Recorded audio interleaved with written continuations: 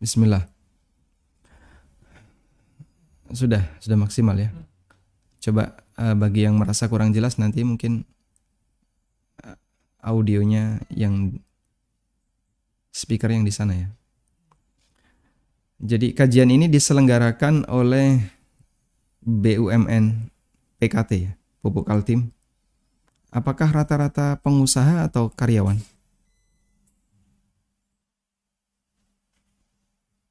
Diselenggarakan oleh BPUI Pupuk Kaltim, jadi BPUI. Badan Pembina Umat Islam Pupuk Kaltim. Ya, Secara umum ini pesertanya lebih banyak pengusaha ya.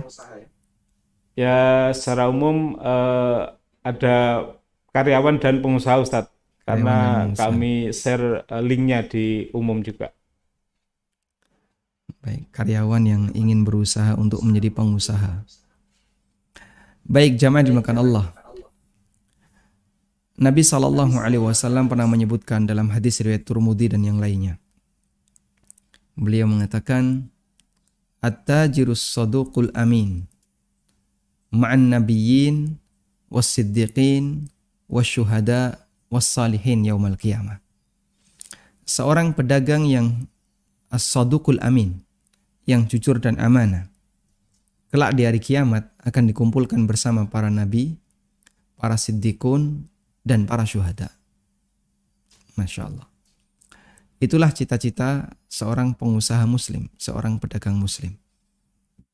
Di mana dia bisa berkumpul bersama Rasulullah SAW dan orang-orang soleh yang memperjuangkan Islam. Yang menjadi pertanyaan begini. Aktivitas para nabi, siddiqun dan syuhada adalah aktivitas dakwah. Mereka sehari-harinya dipenuhi dengan kegiatan dakwah, kegiatan keagamaan.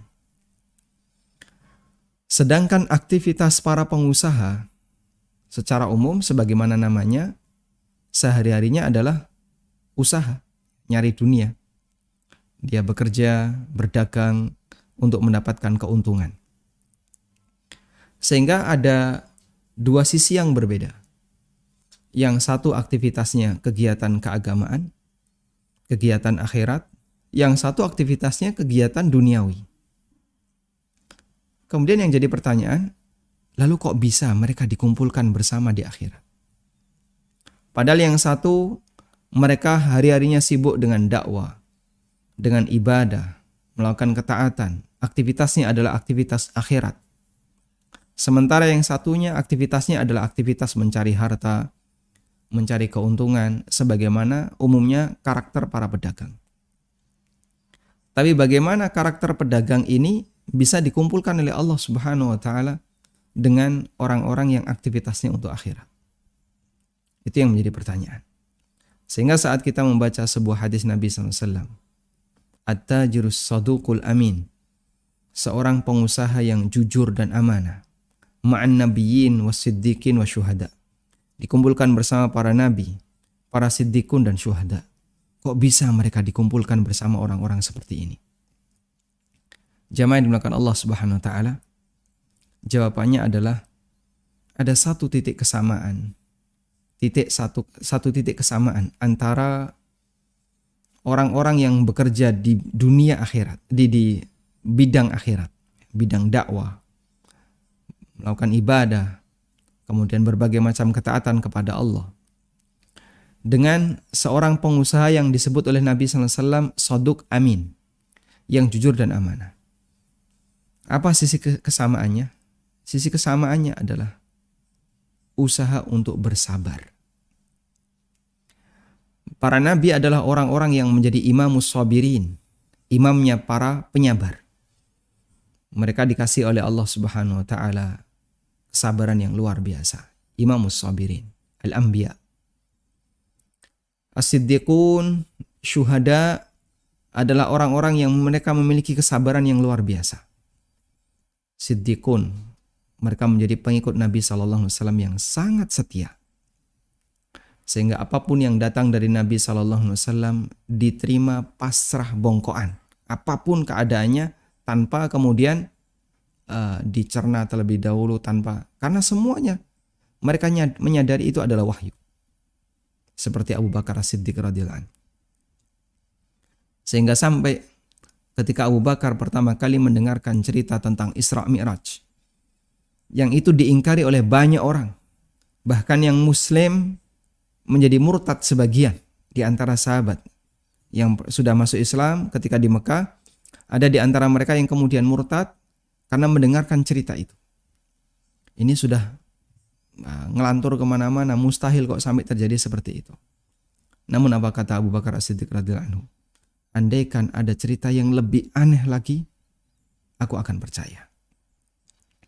Karena beliau menerima 100% apapun yang disampaikan oleh Rasulullah Sallallahu Alaihi Wasallam. Sehingga mereka menjadi penganut Nabi Sallallahu Alaihi Wasallam yang sangat setia. Sementara asyuhada, mereka berani mengorbankan hartanya, waktunya, bahkan jiwanya demi agama. Sehingga sampai mereka rela untuk mati dalam rangka membela ajaran Nabi Sallallahu Alaihi Wasallam. Lalu di manakah kita? Di manakah seorang pengusaha? Dia kerja mencari dunia. Dia kerja cari keuntungan, cari harta. Tapi kenapa dia bisa digabungkan dengan orang-orang seperti ini? Jawabannya adalah karena kesabarannya. Seorang pengusaha yang soduk dan amin, jujur dan amanah, itu nggak mudah jemaah. Butuh tekad untuk sabar, butuh pengalaman bersabar yang serius. Karena godaan harta itu besar. Taunya dari mana Pak godaan harta itu besar? Nabi SAW menyebutkan dalam sebuah hadis yang sahih bahwa fitnah yang diletakkan oleh Allah Ta'ala untuk umat Muhammad SAW Allah taruh di harta. Rasulullah SAW bersabda, Inna likulli ummatin fitnah wa fitnatu ummati hiyal mal. Setiap umat itu punya fitnah, dan fitnah umatku diletakkan oleh Allah Ta'ala pada harta. Makanya disebabkan karena harta, orang rela untuk sampai membunuh yang lain. Disebabkan karena harta pula, orang itu rela untuk kemudian mengambil yang haram. Bahkan dia tahu kalau itu ada ancaman besar. Disebabkan karena harta pula, orang cakar-cakaran, sikut-sikutan, dan seterusnya. Sampai terjadi peperangan. Bahkan seperti yang kita tahu ya, misi terbesar para penjajah yang pertama adalah gold. Ya. Bagaimana agar mereka bisa mendapatkan kekayaan, gold. Yang kedua glory, mereka bisa mendapatkan kekuasaan, mereka bisa menjajah. Ya. Di samping ada tujuan yang ketiga yaitu gospel, dalam rangka untuk menyebarkan agama. Tapi pertama dan kedua secara umum ini dominan. Karena itulah jamaah yang dimuliakan Allah Subhanahu wa taala. Orang disebabkan karena harta, mereka bisa sampai kemudian lebih ganas dibandingkan serigala. Makanya Nabi SAW pernah mengatakan dalam hadis yang sahih, Ma dhi'bani ja'i'ani ursila fi ghanamin bi'afsada. 2 ekor serigala yang sedang lapar ketika dilepas di tengah kerumunan kambing, itu tidak lebih merusak dibandingkan ketamakan seorang manusia terhadap harta yang itu bisa merusak agamanya. Sehingga kita bisa saksikan orang karena tamak terhadap harta, Masya Allah ya, sampai rela untuk membunuh orang lain. Karena tamak terhadap harta, dia melanggar banyak larangan syariat. Bahkan karena tamak terhadap harta, dia menjual imannya, pindah agama, dia murtad, kemudian dia menipu atas nama agama dan seterusnya. Kama huwa ma'ruf, sebagaimana kejadian real yang bisa kita lihat dalam dengan mata kepala kita sendiri. Begitu mudahnya orang menjual agamanya demi mendapatkan dunia. Karena itulah jamaah yang dimuliakan Allah Subhanahu wa taala, dibutuhkan kesabaran yang besar bagi para pengusaha yang mereka berinteraksi dengan dunia agar dia bisa selamat, sehingga ketika dia berinteraksi dengan dunia, jangankan mengambil yang haram, dia sanggup untuk meninggalkan yang syubhat. Sehingga dia selalu menghiasi kehidupan dia dalam berdagang dengan perhiasan akhlak yang mulia. Shadiq, amin. Pertama, dia adalah orang yang jujur. Yang kedua, dia adalah orang yang amanah. Karena kesabaran yang demikian itulah, maka Allah Ta'ala memberikan mereka balasan. Sebagaimana para penyabar-penyabar sebelumnya, Allah Subhanahu wa Ta'ala gabungkan mereka di akhirat. Allah kumpulkan bersama para nabi, siddiqun, syuhada, dan orang-orang saleh. Baik. Dan itu sebuah cita-cita. Sebagai seorang pengusaha, kita punya cita-cita, semoga saya bisa termasuk di antara pengusaha yang dipuji oleh Nabi SAW di sini. As-Shadiqul Amin.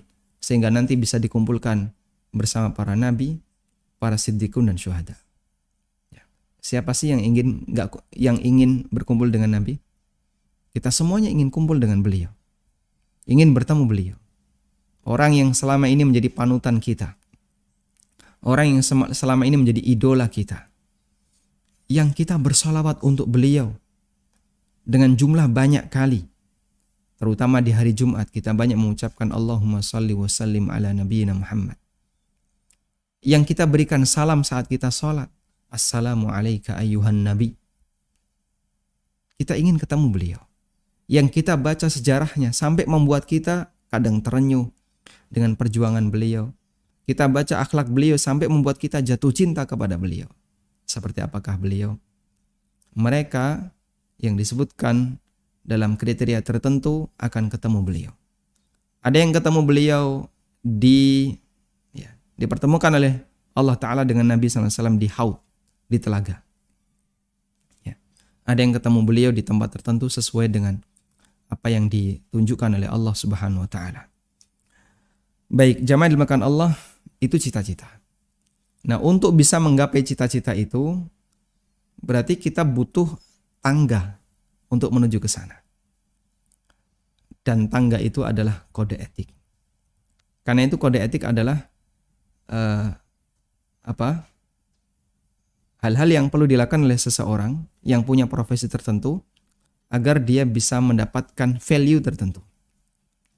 Makanya setiap profesi ada kode etik ya. Ada kode etik dokter, ada kode etik notaris, ada kode etik anggota kepolisian, TNI, ada kode etik profesi A, profesi B. Untuk menggapai seperti apa sih orang yang ideal? Dokter yang ideal kayak gimana? Oh, dokter yang ideal seperti ini. Itu sebuah value. Nah, untuk mencapai sebuah value itu butuh langkah-langkah. Langkah itulah kode etik. Saya menganggap bahwasanya pengusaha itu adalah profesi. Pengusaha menjadi pengusaha itu sebuah profesi. Dan untuk bisa menjadi seorang pengusaha yang sukses dunia akhirat, dia harus menggapai value tertentu. Value itu, sebagaimana yang tadi kita sampaikan dalam hadis riwayat Tirmidzi, adalah menjadi seorang pengusaha yang shadiqul amin. Untuk bisa mendapatkan value itu, butuh kode etik. Itulah yang melatar belakangi kita untuk mempelajari apa saja kode etik seorang pengusaha muslim. Baik, saya akan share screen dengan menampilkan tulisan yang pernah saya buat di sebuah buku yang judulnya Kode Etik Pengusaha Muslim. Dan buku ini sudah pernah kita bedah ya, dengan judul Kode Etik Pengusaha Muslim, sudah kita bedah di beberapa kali pertemuan. Insya Allah di kesempatan kali ini kita akan kutip bagian yang khusus membicarakan kode etik pengusaha muslim. Karena di buku ini, meskipun judul umum buku Kode Etik Pengusaha Muslim, tapi isinya membahas beberapa tema yang lain. Baik, jamaah yang dimuliakan Allah Subhanahu wa Ta'ala, saya awali dari sebuah cerita yang pernah dialami oleh sahabat Amr bin As. Sehingga nanti kita bisa membuat sebuah kesimpulan bahwa pengusaha muslim itu bukanlah pengusaha yang beragama Islam. Bukan semata pengusaha yang beragama Islam. Tapi pengusaha muslim adalah pengusaha yang menghiasi setiap aktivitas bisnisnya dengan aturan Islam. Dan beda antara pengusaha beragama Islam dengan pengusaha yang menghiasi setiap aktivitasnya dengan syariat Islam. Kalau pengusaha yang beragama Islam tapi awam agama banyak sekali. Ya, banyak sekali yang seperti itu. Dan tentu saja yang kita bahas bukan itu. Di pasar-pasar, karena negara kita adalah mayoritas Muslim, pengusaha yang Muslim banyak sekali. Namun pengusaha Muslim yang sejati adalah pengusaha yang beragama Islam dan dia menghiasi setiap aktivitas bisnisnya dengan aturan Islam. Nah, ada manusia yang disebut oleh Nabi SAW memiliki harta yang soleh, al-malus soleh, harta yang soleh. Dari sahabat Amr bin As, beliau bercerita, Rasulullah SAW pernah mengutus beliau untuk menjadi panglima perang. Setelah menang, mendapatkan ghanimah, Nabi SAW memberikan jatah kepada Amr ibn As. Namun beliau menolak. Dan beliau mengatakan, ya Rasulullah, saya masuk Islam, aslamtu laisa lihada. Aku masuk Islam bukan karena tujuan mencari harta. Namun aku masuk Islam karena mencintai Islam. Dan agar aku bisa bersama utusan Allah sallallahu alaihi wasallam. Kemudian Nabi sallallahu alaihi wasallam tetap memaksa agar Amr menerima harta ini. Dan beliau mengatakan, ya Amr, ni'mal malus salih lil mar'is salih. Wahai Amr, sebaik-baik harta adalah harta yang saleh yang dipegang oleh orang yang saleh. Ni'mal malus salih lil mar'is salih. Masya Allah. Sehingga kata saleh itu tidak hanya berlaku bagi orangnya. Ada soleh, orangnya soleh. Ada soleh, hartanya. Baik. Mungkin ada orang yang soleh orangnya, tapi hartanya tidak soleh. Sebaliknya ada harta yang soleh, harta yang baik, tapi dipegang oleh orang yang nggak baik. Subhanallah. Ini pujian ketika seorang dikasih pujian oleh Nabi SAW. Seperti ini ya.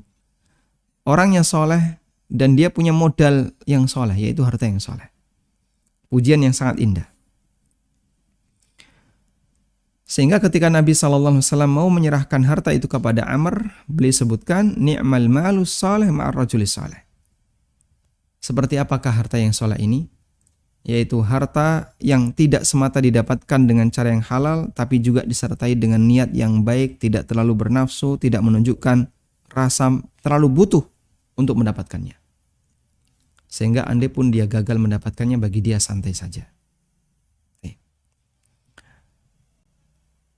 Dan ketika harta itu dipegang oleh orang yang soleh, bisa kita pastikan akan dimanfaatkan untuk ketaatan kepada Allah Subhanahu wa Ta'ala.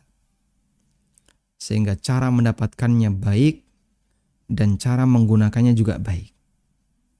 Itulah puncak kesolehan seorang hamba. Hartanya baik dan cara menggunakannya juga baik. Nah, selanjutnya kita akan berbicara tentang kode etik pengusaha Muslim. Seperti apa itu? Pertama, pengusaha Muslim itu menghindari sengketa meskipun dia di posisi yang benar. Berat nggak ini, Pak? Berat ya? Karena kan kita punya karakter pengennya menang. Ini saya benar, tapi kok malah saya menghindar sengketa. Padahal kita punya karakter pengennya sih kalau bisa saya menang. Dari Abu Umamah radhiyallahu anhu, Nabi SAW pernah bersabda, Ana za'imun bi baitin fi rabadil jannah. Aku jamin orang bisa mendapatkan rumah di tengah, bukan di tengah Jogja ya, di tengah surga. Aku jamin orang bisa mendapatkan rumah di tengah surga. Liman tarakal mira wa in kana muhiqqa. Bagi siapa yang siap untuk meninggalkan sengketa meskipun dia berada di pihak yang benar. Masya Allah. Itu berat jamaah. Bagi orang yang gak punya kesabaran, kesabaran tingkat tertentu, mungkin dia gak sanggup bisa melakukan seperti ini. Bahkan kadang ada orang ketika sengketa, daripada saya kalah, lebih baik congkrah gitu ya. Lebih baik berantem tidak apa-apa daripada saya kalah. Ya. Akhirnya dia milih jadi abu nggak apa-apa, yang penting pokoknya dia sengketa.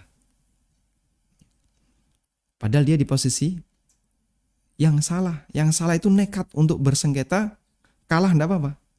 Yang penting pokoknya sengketa dulu. Kan banyak orang kayak gitu ya. Dia itu tahu, sadar kalau dia itu salah, tapi maju ke pengadilan.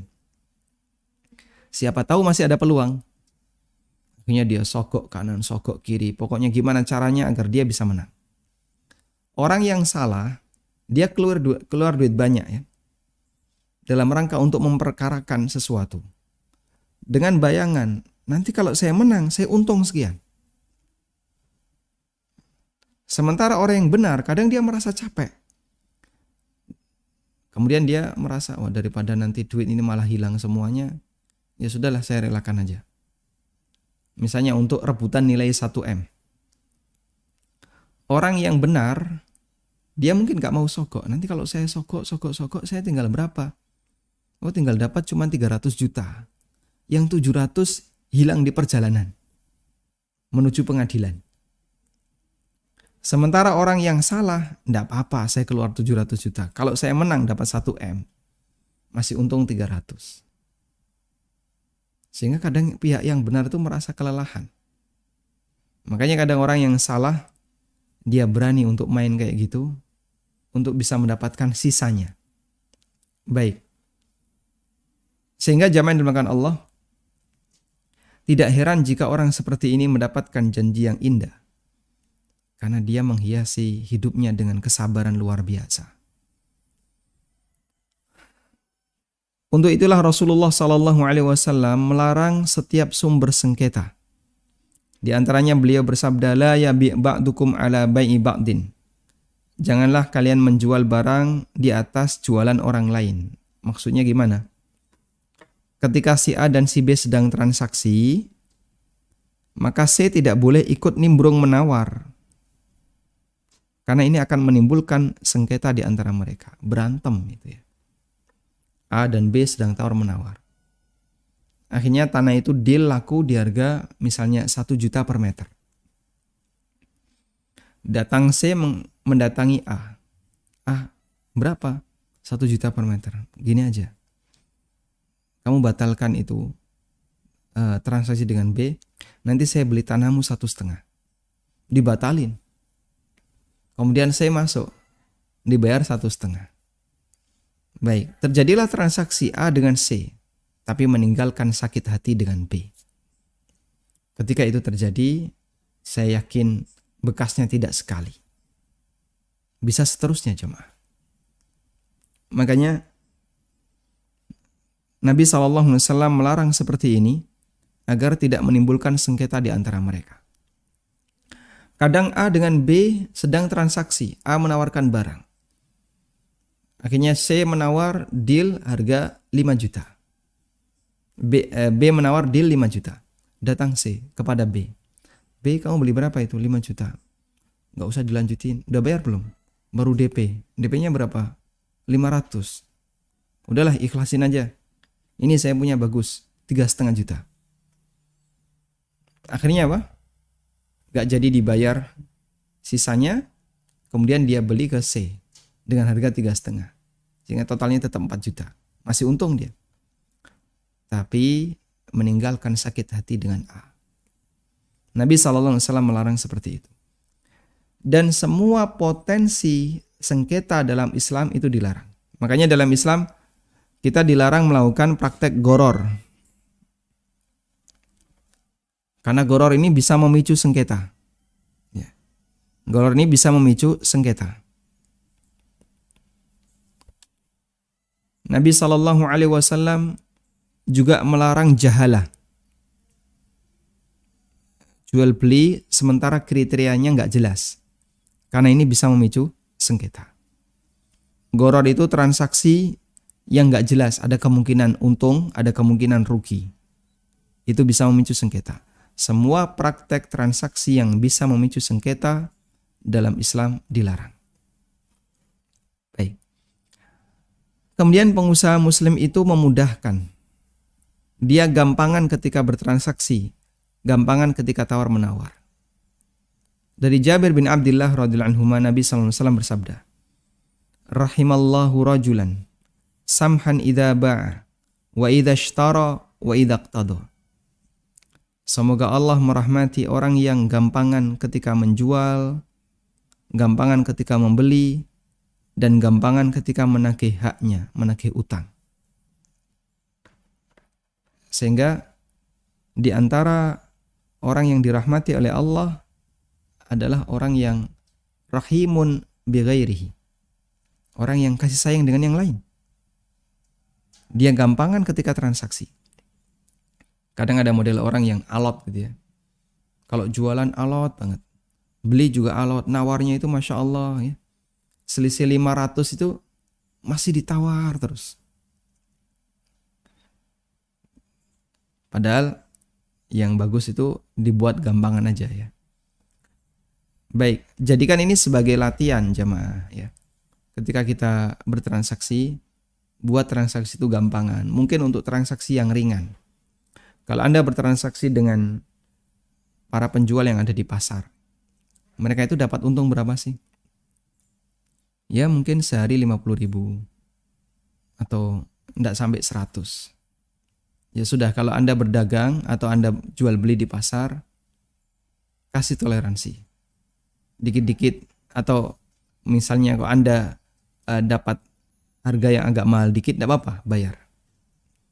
Sebagai latihan, misalnya normalnya 20.000, kok penjualnya jual 25, bayar aja 25. Sebagai latihan, Anda mau menerapkan hadis gampangan ketika bertransaksi. Kemudian yang ketiga, pengusaha muslim itu menghargai orang lain seperti dia menghargai dirinya sendiri. Yaitu dia bersikap untuk orang lain sebagaimana dia suka disikapi yang sama. Dari Anas bin Malik radhiyallahu anhu, Nabi SAW bersabda, "La yu'minu ahadukum hatta yuhibba li akhihi ma yuhibbu li nafsi." Kalian tidak akan beriman sampai dia bersikap kepada saudaranya sebagaimana dia menyukai untuk disikapi yang sama oleh saudaranya. Kita misalnya ya, punya prinsip, Anda sopan, kami segan. Sehingga kalau kita ingin disikapi sopan oleh orang lain, maka bersikaplah sopan kepada orang lain. Dan dalam berbisnis juga seperti itu. Dalam berinteraksi dengan orang lain juga seperti itu. Ini hadis jamaah, sekalipun secara teori gampang untuk dipahami, tapi praktiknya Masya Allah susah. Artinya, kalau kamu ingin disikapi baik oleh orang lain, maka bersikaplah baik kepada orang lain. Sebagaimana kamu ketika tidak ingin disikapi buruk oleh orang lain, maka jangan bersikap buruk kepada orang lain. Keseimbangan itulah yang diajarkan Nabi SAW. Sehingga misalnya ya, Anda ingin ketika bertransaksi itu disikapi jujur dan amanah. Maka kalau Anda bertransaksi, berikanlah sikap jujur dan amanah. Kalau ketika transaksi Anda ingin dihormati, dihargai, maka berikan penghargaan dan penghormatan kepada orang lain. Ketika bertransaksi, Anda ingin misalnya, agar dijelaskan dengan detail, terbuka, nggak ada yang ditutupi. Maka saat Anda bertransaksi, sikapi yang sama orang lain. Orang yang seperti ini, Masya Allah, dia akan mendapatkan balasan sebagaimana sikap yang dia berikan kepada orang lain. Dan Nabi SAW memberikan kaidah itu. La yu'minu ahadukum hatta yuhibba li akhihi ma yuhibbu li nafsi. Kalian tidak akan beriman sampai dia mencintai untuk bersikap yang baik kepada orang lain sebagaimana dia suka untuk disikapi yang sama. Dan semakna dengan itu adalah pengusaha muslim memberikan sikap terbaik untuk orang lain. Tidak ada keinginan untuk bertindak jahat kepada orang lain atau merugikan orang lain. Share screen terputus. Baik, saya ulang ya.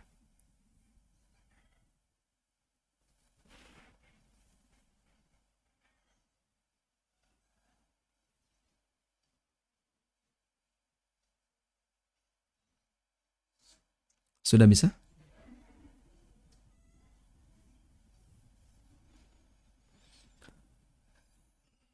Tidak ada keinginan untuk merugikan orang lain atau bertindak jahat kepada orang lain. Dari sahabat Jarir bin Abdullah radhiyallahu anhu, beliau mengatakan, "Bay'atun Nabiyya sallallahu alaihi wasallam 'ala nushi li kulli muslim." Aku membaiat Nabi sallallahu alaihi wasallam untuk memberikan nasihat kepada semua muslim. Dan yang dimaksud nasihat adalah iradatul khair lil ghair. Jadi begini, nasihat dalam bahasa Indonesia itu beda dengan maknanya dalam bahasa Arab. Nasihat dalam istilah Arab, dalam istilah dalil, maknanya adalah iradatul khair lil ghair. Menghendaki kebaikan untuk orang lain. Sehingga ketika kita berinteraksi dengan orang lain, semangat kita adalah memberikan yang terbaik kepada orang itu. Itulah ngasih nasihat kepada sesama muslim. Dan itu menjadi salah satu materi baiat. Menjadi salah satu tema baiat yang disampaikan Nabi SAW. Siapa yang mau membaiat aku? Ada sahabat yang baiat. Maukah kamu membaiat aku untuk memberikan nasihat kepada seluruh muslim? Nah, salah satunya adalah sahabat Jarir ini. Beliau membaiat Nabi SAW untuk memberikan nasihat kepada seluruh muslim. Kalau dalam bahasa kita, nasihat itu kan memberikan masukan, advice, ya, saran, dan seterusnya. Tapi kalau dalam bahasa Arab, nasihat itu lebih umum. Memberikan kebaikan bagi orang lain itulah nasihat. Kita lihat praktek yang dilakukan oleh sahabat Jarir. Suatu hari sahabat Jarir perintahkan kepada budaknya untuk membeli kuda seharga 300 dirham. Lalu sang budak mencarinya di pasar dan berhasil mendapatkan penjual yang kudanya cocok dengan harga itu. Kemudian mereka datang menghadap sahabat Jarir. Ini budak berangkat ke pasar dengan uang 300 dirham ini, dicarikan kuda yang bagus. Ada orang yang punya kuda bagus dan mau dibayar 300 dirham. Setelah ditawar-tawar mau dia. Kemudian kita ke Jarir, nanti tuan Jarir yang akan membayar. Sang penjual pun setuju, kudanya dibeli dengan harga 300 dirham. Ketika ditunjukkan pemilik kuda dan kudanya itu, kemudian Jarir memperhatikan. Kudanya dilihat. Setelah datang ke sahabat Jarir bin Abdullah memperhatikan. Ini kuda kalau dihargai 300 dirham kayaknya kok kemurahan. Bagaimana kalau saya beli dengan harga 400 dirham? Ya. Maka penjualnya mengatakan, terserah engkau lah, wahai Abu Abdullah. Julukan Jarir. Ya sudahlah, gak apa-apa, 400 dirham. Kemudian Jarir berpikir ulang. Beliau menimbang, lalu berkata lagi, kudamu lebih baik daripada 400. Bagaimana kalau saya beli dengan harga 500 dirham? Ya. Pemilik kuda itu berkata lagi, terserah engkau, wahai Abu Abdullah. Demikian seterusnya ditawar naik, sampai mencapai 800 dirham. Masya Allah. Baik. Ada nggak di antara kita yang nawar 2 kali lipat? Ya. Anda datang ke pasar, niki pinten mbah? Ini berapa bu? Ya. Kemudian penjual yang sudah tua mengatakan, harganya ini 20.000 mas. Anda tawar, kalau 50.000 bagaimana? Ya, 50.000 dapat 5 maksudnya ya. Malah nawar medun ini. Mungkin jarang di antara kita yang sanggup seperti itu. Sehingga kadang dikasih harga 20.000 masih ditawar 15. 15 itu masih ditawar. Ini iso ya 13, ditawar 13. Ini nawar naik. Ketika melihat barang ini bagus, nggak cocok kalau dihargai sekian. Baik. Kadang kan begini ya, penjual itu ada yang, atau pembeli itu ada yang lebih berpengalaman dibandingkan penjual. Pembelinya ngerti, ini barang sebenarnya barang mahal. Pembelinya tahu, ngerti dia pembelinya. Ini barang mahal, tapi penjualnya nggak tahu. Sehingga saat penjual ditanya, berapa Pak ini Pak? Ya 1 juta aja Mas, nggak apa-apa, saya butuh duit 500 tapi Mas bayar 1 juta, saya udah merasa untung. Anda sebagai pembeli tahu, ini kalau saya bawa ke kota, saya bawa ke Balikpapan, ya, belinya di Bontang, dibawa ke Balikpapan, harganya 5 juta. Cuman orang ini tidak ngerti. Kalau sekarang mungkin informasi itu gampang diakses oleh siapapun ya. Kalau masa silam sebelum ada internet ya, atau penggunaan internet masih sangat terbatas, informasi itu minim sekali. Sehingga sangat mungkin orang beli di kampung dengan harga murah, bawa ke kota harganya sangat mahal. Apalagi sebelum ada telepon, sebelum ada HP. Orang masih menggunakan telepon duduk. Informasi sangat terbatas. Sehingga selisih harga antara kota dengan desa di masa silam itu sangat kelihatan. Kalau sekarang kan hampir seragam. Baik. Nah, dalam situasi seperti itu, saya yakin banyak di antara kita ketika mendengarkan tawaran sekian, kita akan milih, jangan sampai diceritakan, ojo sampai bocor ini. Mungkin kita akan mengatakan demikian. Karena kita barangkali belum bisa maksimal sebagaimana yang dilakukan oleh sahabat Jarir. Yang beliau ingin membaiat semua muslim, sehingga ketika ada seperti ini, dikasih tahu, Pak, barang ini tuh mahal Pak sebenarnya Pak. Bapak kok cuma jual 1 juta? Ini di Balikpapan 5 juta Pak. Nah kalau penjualnya tetap rela, enggak apa-apa Mas, 1 juta aja enggak apa-apa. Terserah mau di Balikpapan 5 juta, mau di Jakarta 10 juta, itu urusan kamu. Tapi saya cukup dibayar 1 juta. Kalau seperti itu enggak masalah, tapi memberitahu dulu ya. Baik. Dan barangkali pengalaman seperti ini pernah kita alami ya. Cuman mungkin di antara kita merahasiakan, oh jangan sampai dia tahu, mumpung ini dapat murah. Akhirnya langsung kita bayar dia.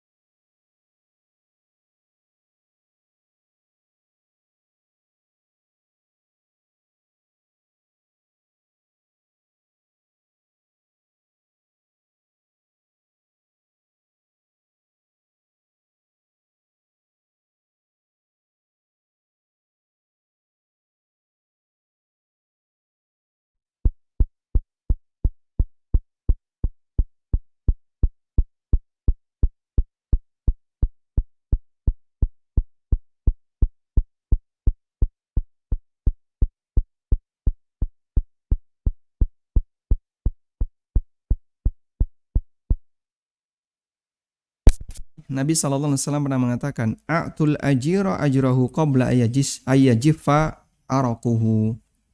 Berikanlah upah kepada karyawan sebelum keringatnya kering. Artinya upah untuk karyawan itu jangan ditunda, disegerakan. Sebagaimana kalau kamu jadi karyawan nggak mau disikapi seperti itu, maka saat kamu jadi bos jangan nyikapi seperti itu untuk karyawanmu. Sangat sederhana. Itulah makna dari nasihat kepada setiap muslim. Kalau kamu menjadi karyawan, jangan kurangi hak orang lain. Jangan kurangi hak bosmu. Sebagaimana kalau kamu jadi bos tidak mau dikurangi haknya, maka jangan kurangi hak orang lain. Selanjutnya, pengusaha muslim itu jujur dan amanah. Menjadi pengusaha yang jujur dan amanah tidaklah mudah. Butuh perjuangan yang besar untuk bisa melakukannya. Nabi SAW bersabda, At-tajirus saduqul amin ma'an nabiyyin was-siddiqin wasyuhada. Pedagang yang jujur dan amanah dikumpulkan bersama para nabi, siddiqun, dan syuhada. Tadi sudah kita sampaikan di awal. Pengusaha muslim itu tidak terlalu bernafsu dunia. Sehingga ketika dia mencari dunia, bagi dia, ia berusaha untuk mencari yang terbaik. Ngambil untung tidak apa-apa. Cuman tidak terlalu tamak dan tidak terlalu bernafsu. Sehingga kalau misalnya ada yang kurang, dia tidak terlalu bingung, sedih, bahkan stres. Bagi dia dalam menyikapi harta, lebih santai. Nabi SAW bersabda, Inna hadzal mala khadiratun hulwah. Harta itu hijau dan manis. Disebut hijau, enak untuk dipandang.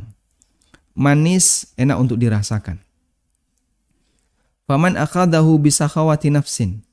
Siapa yang mengambilnya dengan perasaan yang tenang, burikalahu fihi, maka akan diberkahi. Waman akhadahu biisyrafi nafsin. Sementara siapa yang mengambilnya disertai dengan perasaan tamak, menggebu-gebu untuk mendapatkannya, lam yubarak lahu fihi, maka tidak akan diberkahi hartanya. Kalladzi ya'kulu wa la yashba, seperti orang yang makan tapi nggak pernah kenyang. Sehingga selalu merasa butuh.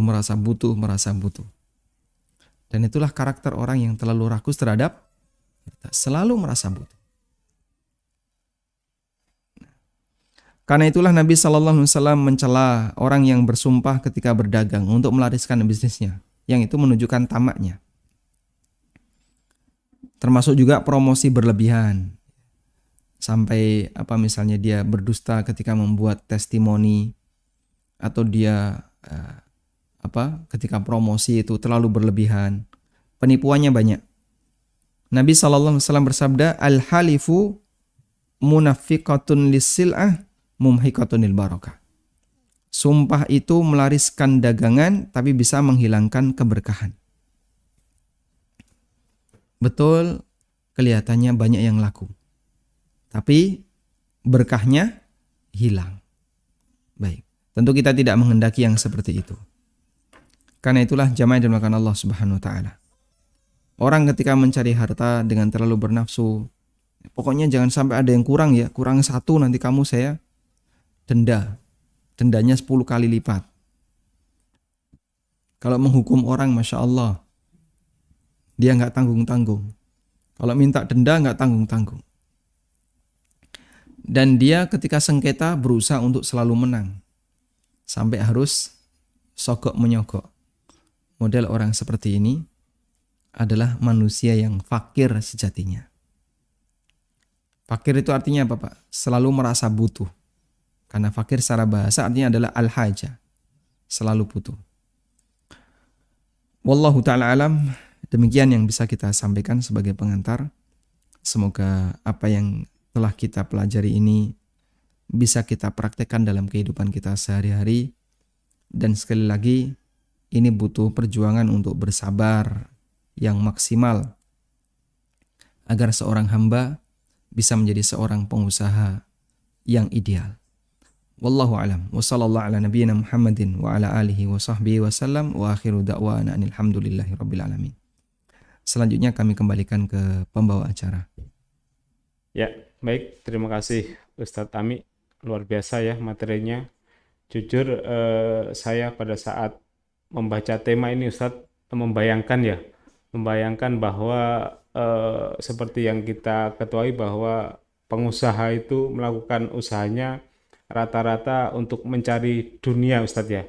Cuman di tema ini kami membuat bahwa menjadi pengusaha muslim yang dirindukan surga. Jadi memang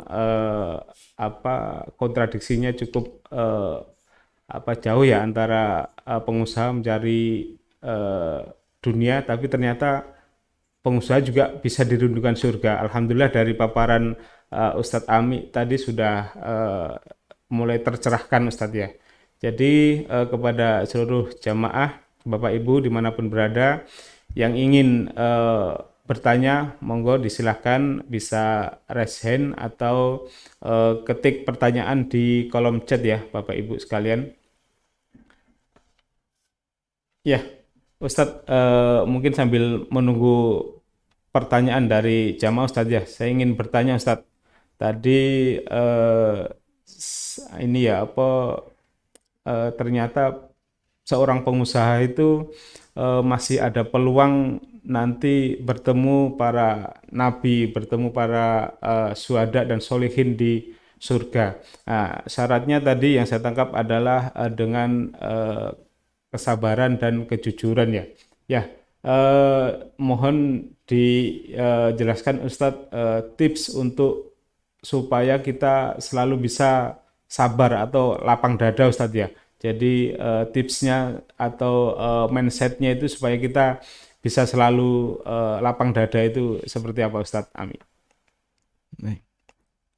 Ya, Bagaimana tips untuk bisa menjadi seorang penyabar? i- Semua karakter yang ada pada manusia itu ada dua kemungkinan. Pertama, gawan bayi. Orang Jawa nyebutnya gawan bayi. Paham Pak ya, gawan bayi? Di Bontang ada bahasa gawan bayi Pak. bawaan bayi Ustadz ya, Bawaan lahir. bawaan lahir. Karakter dasar. Ya. Ya, Jadi ada tipe orang yang dia memang penyabar.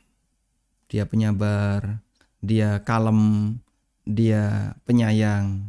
Tipenya memang seperti itu. Sehingga sekalipun dia itu berkumpul dengan orang-orang yang kasar, keras, orang-orang yang gak sabaran, tapi dia tetap penyabar. Itu adalah karakter gawan bayi.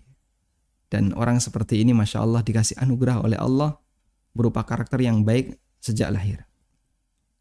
Sebaliknya ada karakter yang dia dari hasil latihan. Dari hasil latihan. Sebenarnya karakter dasar dia itu bukan penyabar. Karakter dasar dia itu bukan lemah lembut. Karakter dia itu kasar, keras. Tapi dia bisa menjadi penyabar karena belajar dengan orang yang sabar. Baik. Dulu ada seorang sahabat yang dia dipuji oleh Nabi SAW. Jadi datang sekelompok sahabat dari kampung sebelah, dari satu kampung ke Madinah. Begitu dari kejauhan mereka melihat Nabi SAW, mereka langsung turun. Mereka langsung turun dari ontanya, dari kudanya, kemudian berlarian untuk menuju Rasulullah SAW. Sehingga mereka langsung berlari, berlomba-lomba menyambut Nabi SAW. Tapi ada satu sahabat yang tenang dia. Dia nggak kumpul, dia nggak mengikuti teman-temannya. Yang dia lakukan apa? Dia turun, kemudian ontanya diikat, terus onta teman-temannya diiketin semuanya. Sehingga dirapikan dulu semuanya, terus dia rapikan pakaiannya, baru datang menuju Nabi SAW. Melihat satu sahabat ini, Rasulullah SAW merasa aneh.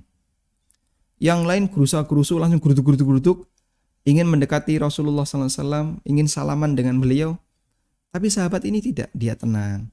Dia turun, dia ikat itu ontanya. Kemudian yang lain juga diiketin, biar nggak lepas. Kemudian dia pakai pakaian yang bagus, dia rapikan dulu, baru menghadap Rasulullah SAW. Ketika sahabat yang terakhir ini datang, dipuji oleh Nabi SAW. Fika khaslatani yuhibbuhumallah. Pada dirimu ada dua sifat yang dicintai oleh Allah. Al-hilmu wal-ana. Kelembutan dan tidak gerusa-gerusu. Tidak gerusa-gerusu itu bahasa Indonesianya apa ya? Tidak buru-buru, tidak tergesa-gesa. Tenang dia. Dan ini tipe seorang sahabat yang penyabar. Kemudian sahabat ini bertanya, Ya Rasulullah, amin nafsi amin Allah. Apakah sifat itu karena usahaku ataukah murni karena pemberian Allah? Jawab Nabi SAW, bal minallah. Itu murni karena pemberian Allah. Jadi karakter dia itu karakter bawaan lahir. Gawan bayi. Memang orangnya itu tipe seperti itu. Penyabar, kalem, tenang. Baik. Nah kemudian ada tipe manusia yang kedua. Dia itu sebenarnya nggak sabaran. Cuman dia kok bisa bersabar? Karena Masya Allah ternyata pengaruh dakwah. Dia ikut pengajian, dia sering mendengarkan ceramah ustadz, dia ikut forum ini, komunitasnya ini. Akhirnya mempengaruhi dia untuk ikut-ikutan teman-temannya. Sehingga dengan itu dia pun ketularan jadi sabar. Karena komunitasnya adalah para penyabar. Maka ada orang yang dia berubah jadi penyabar disebabkan karena lingkungan. Itulah orang yang dia berlatih untuk sabar, kemudian berhasil untuk bisa menjadi orang yang sabar. Baik. Dan ini terjadi dengan beberapa sahabat yang dulu sebelum masuk Islam, Masya Allah, dia punya perangai yang keras. Tapi begitu masuk Islam, berubah jadi apa? Lemah lembut, lebih kalem. Seperti yang dialami beberapa sahabat, Khalid ibn Walid, ya.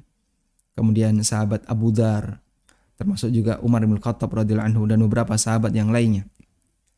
Yang mereka dikasih oleh Allah anugerah perubahan sikap yang luar biasa.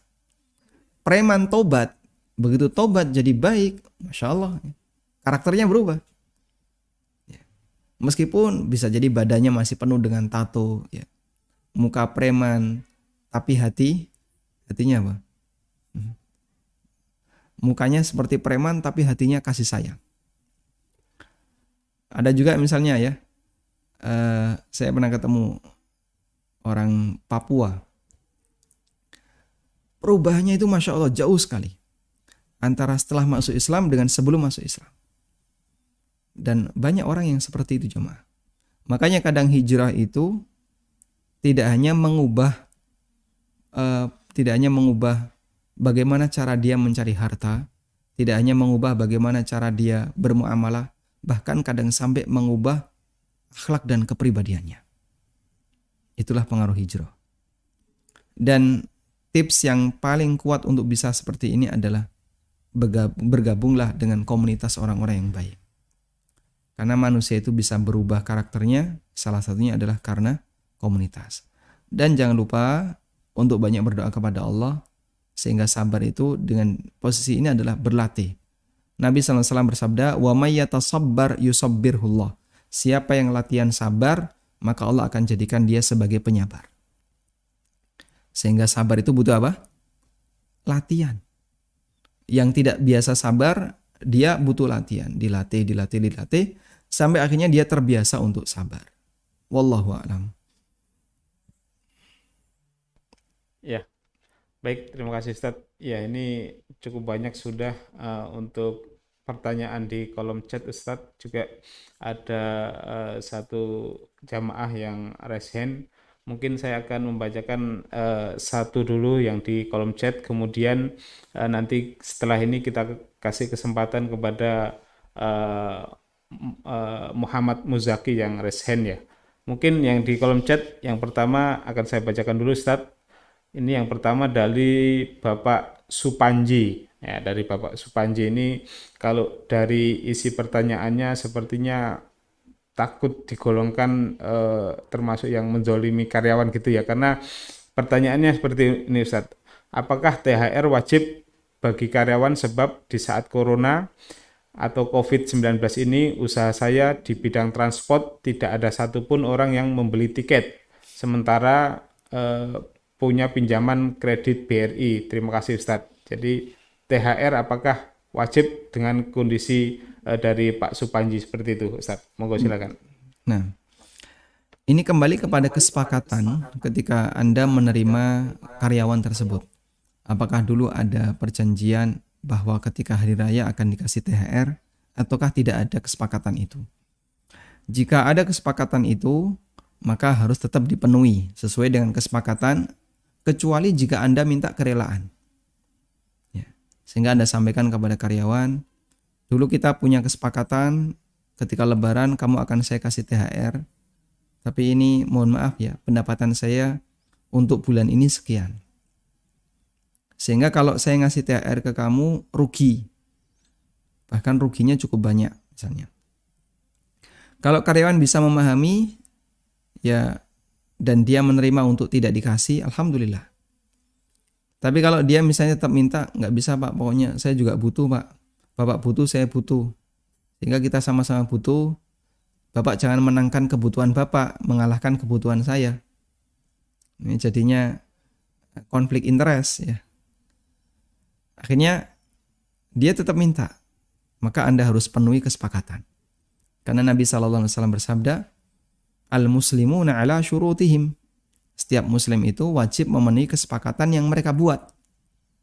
Sehingga kemarin sepakatnya apa, ya harus komitmen dengan itu. Baik. Tapi kalau tidak ada kesepakatan, maka THR ini sebenarnya sifatnya adalah hadiah. Dan hadiah itu tidak wajib. THR ini sifatnya adalah hadiah dan hadiah itu tidak wajib. Sehingga kalau Anda tidak ngasih hadiah, tidak ngasih THR ke karyawan, hukum asalnya diperbolehkan karena pada asalnya tidak wajib. Wallahu a'lam. Ya, baik. Terima kasih Ustadz. Selanjutnya kami kasih kesempatan untuk Mas Muhammad Muzaki. Mungkin bisa unmute, silakan Mas Zaki. Iya, bismillahirrahmanirrahim. Assalamualaikum Ustaz. Waalaikumsalam warahmatullahi wabarakatuh. Mohon bertanya nih Ustaz. Di era kemajuan teknologi sekarang ini kan kemampuan kita untuk mencari usaha atau memulai usaha itu kan sangat banyak sekali. Nah, yang baru-baru ini booming ini terkait cryptocurrency Ustaz. Itu hukumnya bagaimana ya kita berinvestasi di cryptocurrency? Mohon penjelasannya Ustaz. Barakallahu fiik. Waalaikumsalam. Baik. Tentang cryptocurrency ini pernah saya bahas di buku saya Halal Haram Bisnis Online.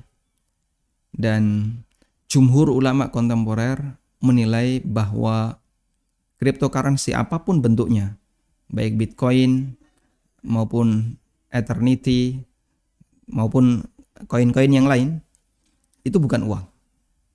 Jumhur ulama menilai ini bukan uang. Sehingga cryptocurrency tidak bisa disebut sebagai uang.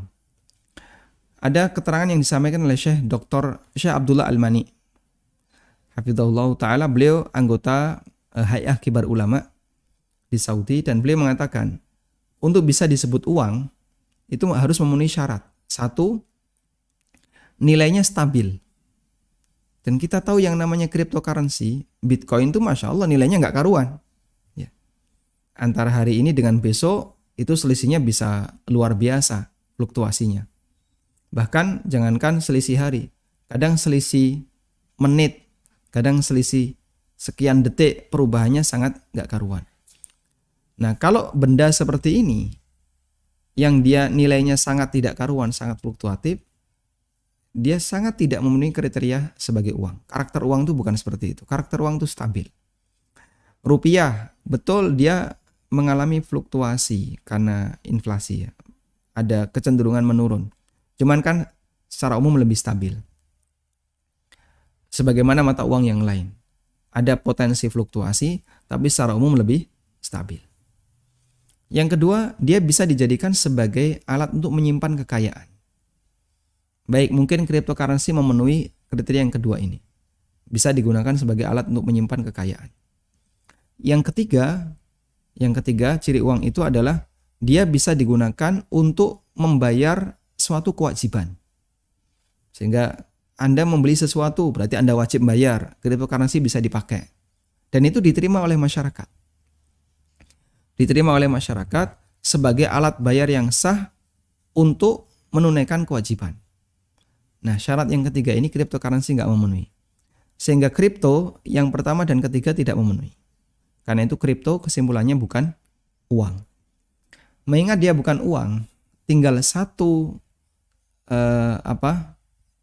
kriteria yang ada pada kripto, yaitu sebagai alat investasi, sebagai instrumen investasi. Cuman instrumen investasi di cryptocurrency ini sangat tidak jelas. Tidak jelasnya begini. Anda membeli apa? fisiknya ndak ada, kemudian backupnya juga ndak ada, tidak ada backup apapun. Beda dengan misalnya emas online kan masih bisa diwujudkan emas. Asal kamu minta untuk ditukar emas, masih mungkin. Orang jual beli minyak ya, sekian barel. Itu kalau diminta minyaknya bisa didatangkan sekian barel. Ada backupnya. Tapi kalau Bitcoin, cryptocurrency, apa backupnya? Tidak ada sama sekali. Sehingga begitu nilainya hilang, sudah. Orang nggak bisa mendapatkan apapun. Terus kayak gini dijadikan sebagai instrumen investasi di mana? Maka kalau dijadikan sebagai instrumen investasi, dia terlalu fluktuatif dan itu dipengaruhi oleh kecenderungan para peminatnya. Dipengaruhi oleh kecenderungan para peminatnya. Pada waktu Elon Musk ikut membeli Bitcoin, naik dia. Wah, sampai berapa kemarin? 700 juta satu BTC, satu Bitcoin. Ya, sekarang 800 turun, kemarin 900 terus turun jadi 800. Waktu saya nulis tentang Bitcoin, harganya itu per Bitcoin sekitar 11 juta. Kemudian sekian bulan saya nulis lagi tentang Bitcoin, artikel yang baru, harganya sudah sekitar 90-an juta. Jadi selisihnya jauh sekali. Terus saat saya nulis halal haram bisnis online, harga Bitcoin sampai 200 juta. Informasi kemarin ketika Elon Musk ikut gabung jadi 900 juta, terus turun jadi 800. Ini investasi apa yang kayak gini? Makanya investasi Bitcoin itu lebih dekat kepada perjudian. Ini lebih parah dibandingkan judi konvensional ya. Karena itu dengan sangat sadar saya mengatakan Bitcoin hukumnya haram. Ya, tidak boleh untuk investasi di situ. Wallahu a'lam. Baik, terima kasih Ustadz. Pertanyaan selanjutnya Ustadz ya. Ini dari Mas Oki Vandaka. Nah ini menarik ini terkait saham Ustadz. Boleh saya bacakan? Bismillahirrahmanirrahim. Ustadz, apakah boleh jual beli saham kemudian ketika harga naik saham dijual? Apa boleh trading saham yang produknya halal tapi pendanaannya menggunakan hutang? Ya, monggo Ustadz. Dari Vandakai. Baik. Ketika kita berbisnis, yang perlu kita perhatikan itu tidak hanya objeknya, tapi kita juga perlu tahu sistemnya. Sehingga bisa jadi objeknya halal, tapi caranya haram, ya keuntungannya bisa haram. Ada orang jual beli misalnya, jual beli obat, atau jual beli alat tertentu, tapi dengan sistem yang terlarang. Maka keuntungan yang didapatkan juga terlarang. Sehingga dalam praktek bisnis, kita tidak hanya fokus terhadap objek, tapi kita juga perlu melihat sistem. MUI telah mengeluarkan fatwa tentang trading saham, bahwa salah satu di antara trading saham yang dilarang adalah short selling. Orang ketika membeli, dia pakai utang. Dan short selling itu seperti taruhan. Sesuatu yang mengalami fluktuasi tidak jelas, yaitu indeks saham. Indeks saham itu kan nggak jelas. Itu dijadikan sebagai acuan untuk transaksi. Padahal itu sesuatu yang sangat tidak jelas, fluktuasi. Mengalami fluktuatif. Maka bisa jadi ada orang yang dengan sistem tadi ya, buka tutup. Ketika dia ada untung, buka, kadang tutup, buka tutup. Dalam waktu sekejap dia bisa kaya, dalam waktu sekejap dia bisa miskin. Dalam waktu sekejap dia bisa untung, dalam waktu sekejap dia bisa rugi. Itu karakter trading saham. Sehingga di saat ada orang yang menang, pada waktu yang sama ada orang yang rugi. Makanya seperti yang dinyatakan oleh Ustadz Irwandi, praktek seperti ini adalah kasino internasional. Trading saham itu kasino internasional. Baik, memang tidak semua pelaku bisnis saham itu bermasalah. Ada yang dia membeli saham tujuannya bukan untuk trading ya, Tapi tujuannya misalnya untuk disimpan agar bisa dapat dividen. Yang seperti itu cukup banyak. Tapi banyak juga praktek orang yang ketika membeli saham tujuannya untuk trading. Nah, untuk yang trading kita nyatakan tidak boleh. Fatwanya Ustadz Irwandi, beliau juga melarang tegas, itu kasino, itu perjudian. Forex lebih parah lagi, forex. Terus yang untuk diambil dividennya boleh nggak Pak? Nah, itu ada beberapa kajian, ada beda pendapat ulama ya. Yaitu dengan melihat seperti apa nilai praktek haram dalam perusahaan yang kita beli sahamnya. Apakah ada utang riba? Ataukah dia punya deposito riba? Atau dia punya pemasukan yang haram lainnya? Dan itu menjadi bahan pertimbangan apakah kita boleh membeli saham itu ataukah tidak. Wallahu a'lam. Ya, kita lanjutkan Ustadz ke pertanyaan berikutnya Ustadz. Masih ada beberapa pertanyaan ini. Selanjutnya dari Husnul Khotimah. Ustadz tanya nggih, bagaimana kalau kami belum bisa mengaplikasikan sesuai amalan yang tadi Ustadz paparkan karena keterbatasan ilmu dan praktek sehari-hari. Apakah kami termasuk pengusaha zolim, Ustadz? Silakan, Ustadz.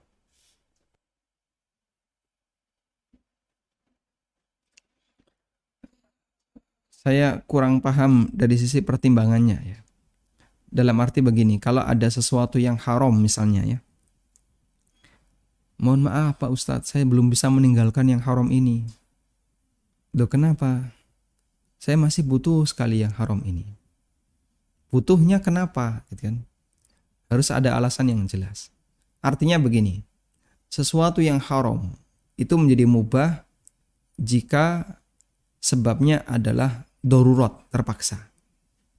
Nah, untuk bisa menilai itu sudah sampai pada tingkatan darurat ataukah tidak, berarti kasusnya harus dibuka. Sebabnya apa Anda tidak bisa meninggalkan yang haram ini? Karena sebabnya ini Pak Ustadz. Apakah itu bisa dinilai sebagai darurat ataukah tidak? Harus dibuka.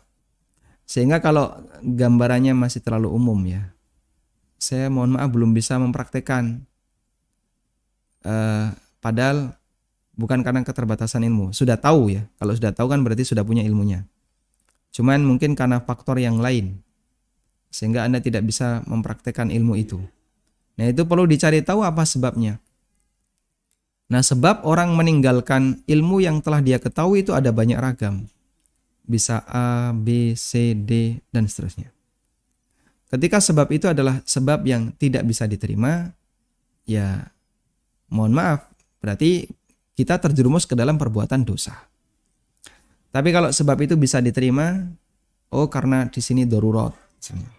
Kalau tidak seperti ini, kita tidak bisa hidup dengan normal misalnya. Maka masih diizinkan.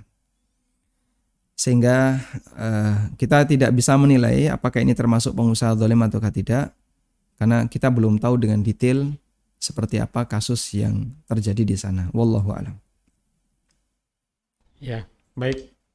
Ustadz, semoga menjawab. Ini selanjutnya dari Bapak Rahmat, Ustadz. Assalamualaikum warahmatullahi wabarakatuh. Ustadz, mohon penjelasannya tentang jual beli kredit. Contoh, si A menginginkan barang di sebuah toko, misal TV, kemudian si B membelikan barang yang diinginkan si A tersebut di toko tersebut. Lalu si A membelinya kepada si B secara kredit. Itu seperti apa hukumnya, Ustaz? Waalaikumsalam warahmatullahi wabarakatuh. Praktek seperti yang disebutkan oleh Pak Rahmat ini disebut murabahah lil wa'id bisyira. Praktek jual beli murabahah lil wa'id bisyira untuk orang yang berencana untuk beli. Dan praktek ini diperbolehkan dengan ketentuan. Satu, si A dan si B tidak boleh berada di toko yang sama. Sehingga kalau si A gandeng si B, ayo Pak, kita ke toko elektronik. Tolong saya belikan TV ini. Ya. Kemudian si B membelikannya. Setelah dibelikan, terus ditransaksikan dengan si A di tempat yang sama. Nah sekarang saya sudah beli toh, tak jual ke kamu, harganya sekian, kredit. Dan si B ngambil margin. Nah kemudian diserahkan kembali ke pihak toko. Ya, silakan nanti tolong diantarkan ke alamat B. Ini tidak boleh. Karena itu berarti menjual barang di tempat di mana dia membeli. Dan Nabi SAW melarang seperti itu. Baik. Yang kedua, saat si A datang ke si B, itu sifatnya baru penawaran.